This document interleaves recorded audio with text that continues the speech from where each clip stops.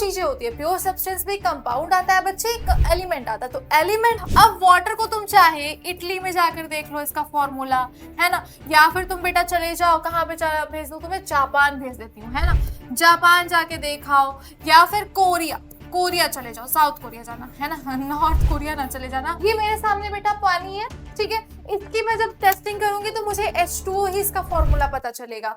अगर मैं कहीं अगल बगल नदी होगी तो वहां का पानी जब टेस्ट करने जाऊंगी तो वहां भी मुझे यही पता चलेगा कि H2O ही है। हाय एवरीवन, नमस्ते, क्या हाल चाल। आई होप आप सब बहुत बढ़िया होंगे, मस्त होंगे। मैं हूं आपकी शिवांगी मैम और लेकर आई हूं एक और कॉन्सेप्ट बेटा, law of definite proportion. Start किया जाए बिना टाइम वेस्ट के, बिल्कुल करते हैं यार।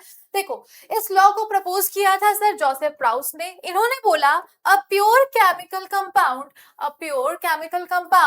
always contains the same elements combined in the same fixed proportion by mass.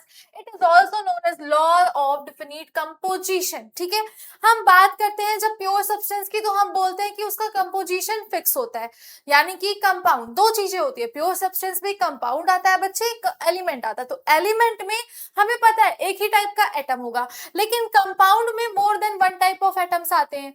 लेकिन कंपाउंड को भी प्योर सब्सटेंस में इसी वजह से रखा गया क्योंकि हमें पता था कि उसका कंपोजिशन तो फिक्स रहने वाला है। जैसे बहुत अच्छा एग्जांपल है बेटा वाटर का, ठीक है।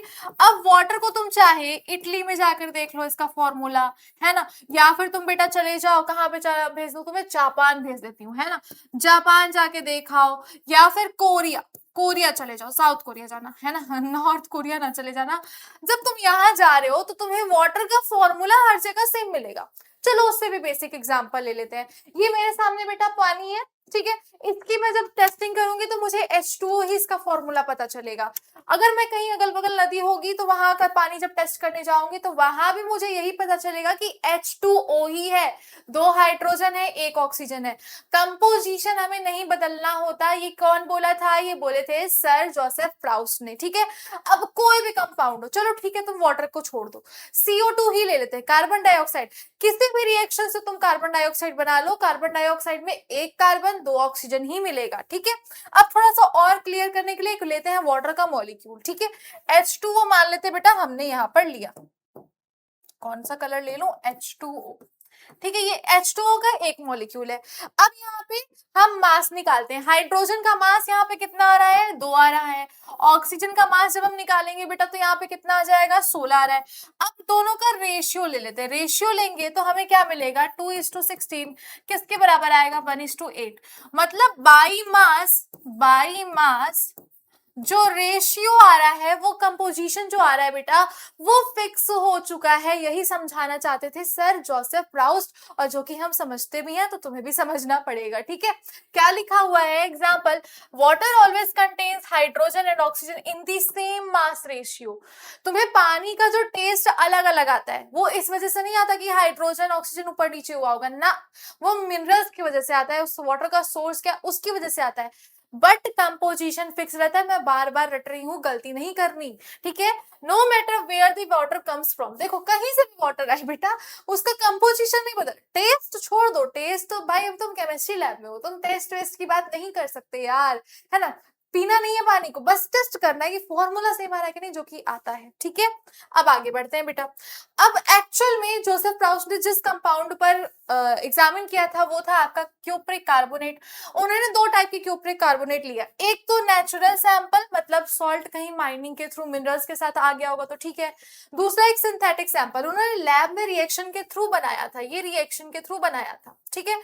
उसमें क्या किया इन्होंने, परसेंटेज कंपोजिशन में आपको निकालना सिखाऊंगी, तो अभी के लिए बस ऐसे ही समझो कि मैथमेटिक्स है, ठीक है, क्वांटिटी पता करने के लिए। तो कॉपर का जब परसेंटेज इन्होंने चेक किया तो 51%, इसमें भी, इसमें भी। कार्बन का जब परसेंटेज चेक किया तो 9.74, इसमें भी, इसमें भी। फिर यहाँ जब ऑक्सीजन का चेक किया तो 38.91, इसमें भी, इसमें भी।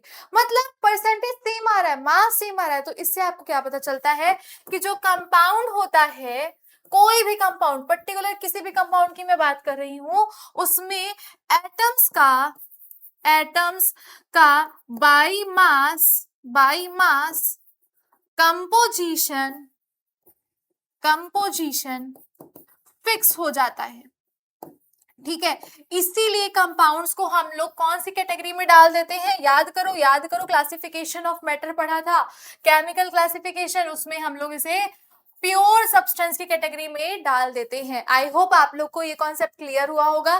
Thank you so much. अगर लेक्चर पसंद आया है तो लाइक कर दो, नहीं आया तब भी कर दो, ठीक है। और चैनल को सब्सक्राइब फटाफट कर लो जिन्होंने नहीं किया है। और ये लेक्चर बेटा आप प्लीज अपने दोस्तों को शेयर कर दो, ठीक है, वो भी देख ले, वो भी पढ़े लिखे हैं, तुम अकेले पढ़ो, सेल्फिश नहीं होते यार, है ना। चलो bye bye everyone, take care, मिलते हैं नेक्स्ट सेक्शन में।